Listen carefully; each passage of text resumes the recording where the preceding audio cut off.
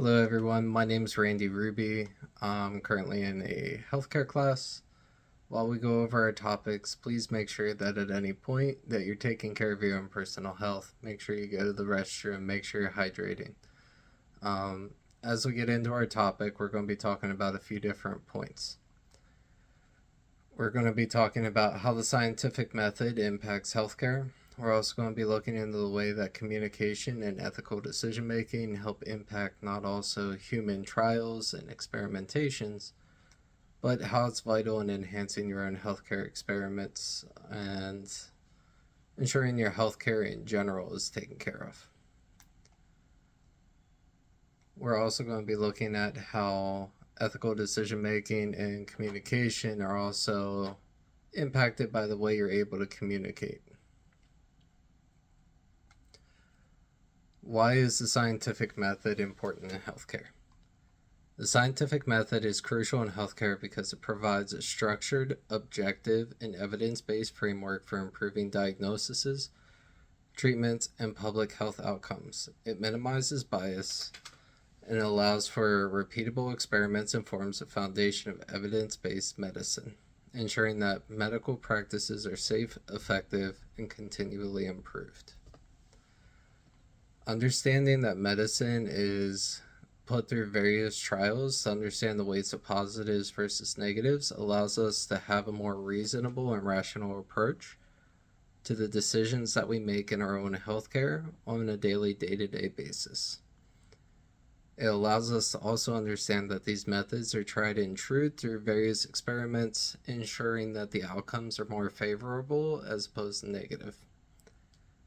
Any care plan that we utilize in today's society is also based off these evidence based practices.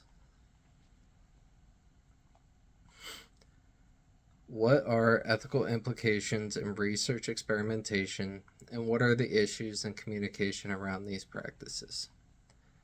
Informed consent and patient rights are some of the biggest things that go into this. Informed consent means that patients are receiving clear, accurate, and complete information about their diagnosis, treatment options, risks, and benefits to make an informed decision.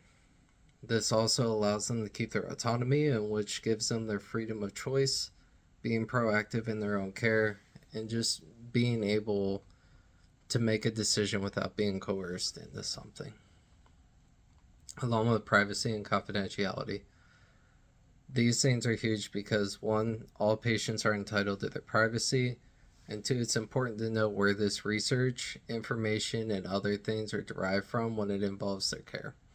Understanding that patient records can be utilized for studies is also important, okay? Ensuring that patients know how and when that is used is also very vital. Another question that I get asked too is how would you communicate with patients and their patients? Let me rephrase. How would you communicate with patients and their parents about their care plans while remaining within your scope of practice? I was in a primary care setting clinic for 3 years. During those times, I got to work with pediatrics, geriatrics, active duty reserve, guard, so on and so forth. During those years, it was always important that we emphasize the need for parents, pediatrics, and everybody else to understand the full scope of what was going on in their care plans at all time. Allowing children to know what is right and what is wrong by educating them in every appointment, along with their parents. Stating this is what's going to happen during this appointment. Here's how we're going to go about every step of the way. If there's any confusion, please stop us at any point in time. Allow us to address the issues. Make sure that you're comfortable with everything that's going on. And then we'll continue a care plan. By doing this, not only did it alleviate confusion in the care plans, but it also allowed us to go through with equal treatment, making sure that nobody felt that they were discriminated against, segregated, or just felt like they were being taken advantage of through sexual biases. When we would go about this, I would also emphasize the importance of what we were doing, how we could go about these care plans, and ensure that everybody was confident and competent in what was going on. When you're demonstrating your skills in written forms of correspondence to help communication with these patients, it's important to understand that you also know how to bring back the complicated terminology and go back to a simple terminology. You also need to be able to understand that patients aren't going to be able to fully understand what your scope is. So making sure they know what you're able to do within your limits. Explaining proper stretching, explaining how to go into certain things with their medications, how to refer to the pharmacist, how to utilize all the referral perks and benefits that they were requested and referred to, ensuring patients have proper contacts, know where to reference things, and if needed, you can also give them virtual tutorials or other references that can help guide them through the processes if you do not know how to do those. So when it comes to healthcare, it's really vital that we understand how to get into these processes and just kind of bolster ourselves as interprofessional development.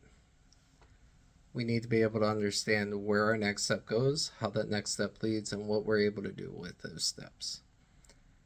Outside of that, the biggest thing we can do in the healthcare setting is properly communicate, ensure that we are promoting health, wellness, and a healthy environment for people to ask questions. If we never ask the questions, we never answer the questions. And then a patient leaves without feeling anything. They feel like they got something with nothing. So, as a healthcare professional, it is our job to make sure we are enhancing all aspects of the patient's mentality, ability to ask questions, and ability to be involved in their care. I thank you all for your time. I hope you have a good day and be safe.